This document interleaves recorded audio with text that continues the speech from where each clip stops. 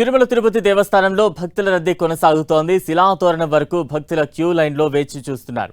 సాధారణ భక్తులు శ్రీవారి సర్వదర్శనానికి 18 నుంచి 24 గంటల సమయం పడుతోందని టీటీడీ అధికారులు తెలిపారు.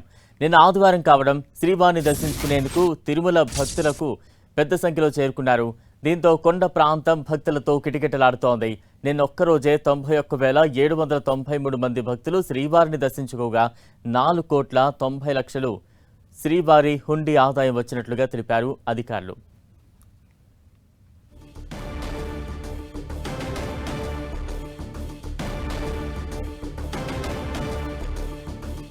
తిరుమల కొండలన్నీ కూడా భక్తులతో కిటకిటలాడుతూ ఉన్నాయి.